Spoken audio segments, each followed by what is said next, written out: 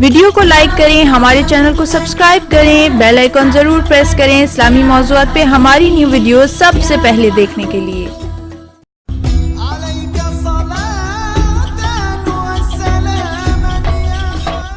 اعوذ باللہ من الشیطان اللعین الرجیم، بسم اللہ الرحمن الرحیم۔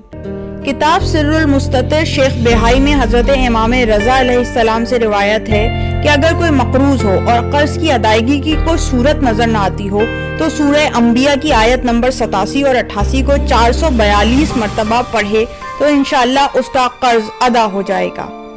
اسی طرح اگر کوئی قرضدار ہو جائے تو سورہ فیل کو لکھ کر بازو پر باندھ لے تو اس کا قرض غیب سے ادا ہو جائے گا۔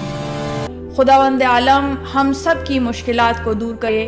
وآخر دعوانا ان الحمد للہ رب العالمین۔